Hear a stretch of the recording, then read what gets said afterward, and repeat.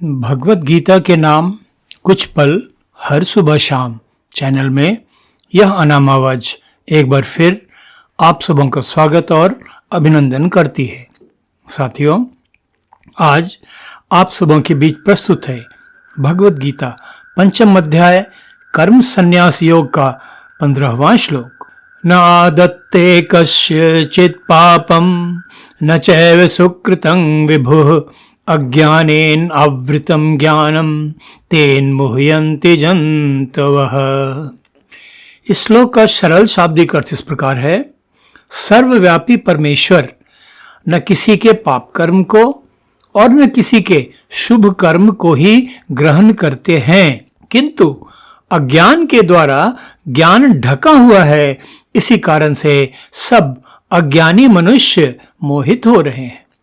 साथियों, भगवत गीता का यह श्लोक स्पष्ट घोषणा करता है कि परमात्मा मनुष्यों के शुभ तथा अशुभ दोनों ही प्रकार के कर्मों के प्रति निरपेक्ष उदासीन रहते हैं।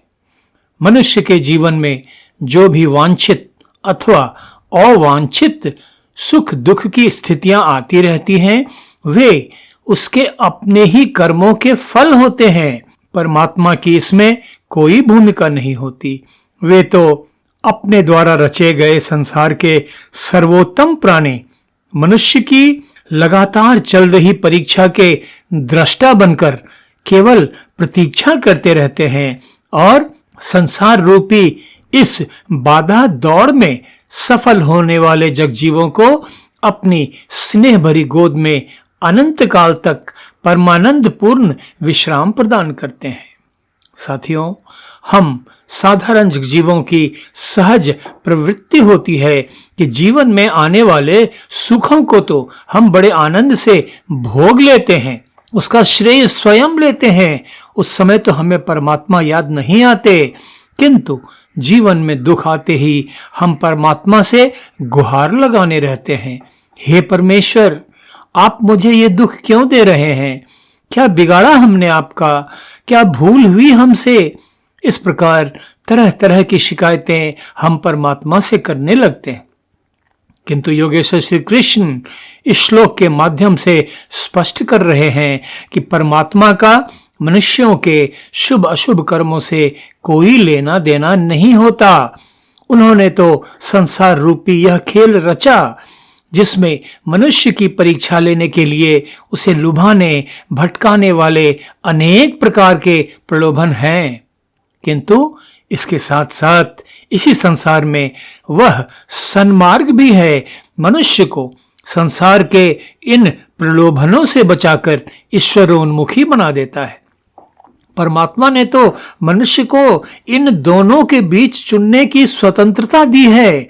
सांसारिक प्रपंचों के बीच भटकते रहो अथवा ईश्वर प्राप्ति का मार्ग चुनकर सांसारिक प्रपंचों के भटकाव से मुक्त हो जाओ।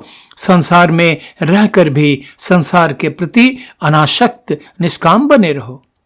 योगेश्वर श्री कृष्ण इस श्लोक में अर्जुन के साथ साथ हम जगजीवों को भी समझाते हुए कहते हैं कि जगजीवों के इस भटकाव का कारण यह है कि आत्मा में छुपे पड़े सहज स्वाभाविक सात्विक ज्ञान पर अज्ञान का मोटा आवरण पड़ा है और अज्ञान से मोहित होकर ही जगजीव संसार में अनेकों प्रकार के दुख भोगते हुए जीवन व्यतीत करते रहते हैं और अपने दुखों का दोषारोपण ईश्वर पर करते रहते हैं। संत कबीर की वाणी भी इसी बात को तो समझाते हुए कहती है, दुख में सुमिरन सब करे, सुख में करे न कोई, जो सुख में सुमिरन करे तो दुख काहे को होय। साथियों, योगेश्वर श्री कृष्ण की ही तरह संत कबीर का यह दोहा भी हमें सचेत करने के साथ साथ हमारा मार्गदर्शन भी करता है। संत कबीर हम अज्ञानी जगजीवों को समझाते हुए कहते हैं कि जीवन में आने वाली दुख की घड़ियों में तो हमें परमात्मा याद आते हैं, हम उनसे शिकायत भी करते हैं, कष्ट निवारण की याचना भी करने लगते हैं, किंतु हम जगजीवों के दुख का कारण तो हमारे अपने कर्म ही होते हैं। जीवन की सुखमय घड़ियों में आनंद मग्न होकर हम तो परमात्मा को भूल जाते हैं, जबकि परमात्मा का हमारे पाप कर्मों तथा पुण्य कर्मों से कोई लेना देना नहीं होता। अपने शुभ अशुभ कर्म रूपी बोए गए बीजों की फसल ही तो हम जीवन के सुख दुखों के रूप में काटते रहते हैं। योगेश्वर श्री कृष्ण समझाते हैं कि हमारे पाप कर्म परमात्मा को अप्रसन्न तथा हमारे पुण्य कर्म परमात्मा को प्रसन्न करते हैं, ऐसा समझना अज्ञान है। वास्तविक ज्ञान तो यह है कि परमात्मा कर्म फल की इच्छा से किए गए शुभ अशुभ दोनों ही प्रकार के कर्मों से परे है। मनुष्य द्वारा किए गए सभी पाप कर्मों पुण्य कर्मों से परे है। परमात्मा को तो बस निष्काम कर्म द्वारा ही पाया जा सकता है, और परमात्मा को पाने के बाद ही तो जगजीव वास्तव में सुख शांति पा सकता है। परमात्मा को पाए बिना इस संसार में स्थायी सुख शांति पाने की सोच अज्ञानपूर्ण भ्रम है। साथियों, योगेश्वर श्री कृष्ण इस श्लोक में अर्जुन को समझा रहे हैं कि परमात्मा हम मनुष्यों द्वारा किए जा रहे पाप कर्म अथवा पुण्य कर्मों से परे हैं। हम जगजीवों को यह समझना होगा कि इंद्रियों द्वारा भोगे जाने वाले सुख मानव जीवन का लक्ष्य नहीं होते, बल्कि मानव जीवन का लक्ष्य तो प्रभु मिलन है, परमात्मा मिलन है। मेरे परम आराध्य ब्रह्म ज्ञानी सद्गुरु सदाफल देव जी महाराज ने अपनी अतुलनीय रचना स्वरवेद में कहा, लक्ष्य बनाओ प्रभु मिलन, जीवन का उद्देश्य प्रभु प्राप्ति सब मिलन है, अन्य अमिल जग वेश। मानव जीवन का मुख्य लक्ष्य तो प्रभु मिलन है, परमात्मा प्राप्ति है। इस लक्ष्य के अलावा मनुष्य जीवन में जो भी लक्ष्य होते हैं वे गौण हैं। वे तो इस संसार की नाशवान अनित्य उपलब्धियां ही होती हैं, जो एक न एक दिन पीछे छूट ही जाती है। योगेश्वर श्री कृष्ण हमें समझा रहे हैं कि परमात्मा केवल हमारे पापों को ही नहीं, बल्कि हमारे पुण्य कर्मों को भी ग्रहण नहीं करते। परमात्मा को तो केवल अनासक्त निष्काम कर्मों द्वारा ही प्राप्त किया जा सकता है। सच्चिदानंद अर्थात सत चित आनंद सदैव विद्यमान परम चेतन परम आनंद के अक्षय स्रोत परमात्मा को तो अज्ञान के अंधेरे से बाहर निकलकर ज्ञान के उजाले में दृढ़ता पूर्वक स्थापित हो जाने पर ही पाया जा सकता है।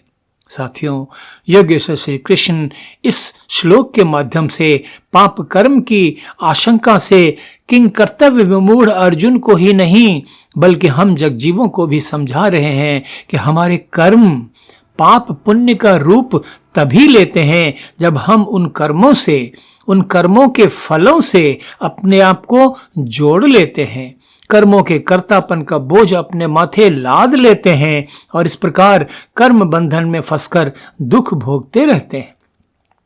इस अज्ञान के कारण कि परमात्मा हमारे पाप पुण्य को ग्रहण करते हैं, हम कर्म करते चले जाते हैं।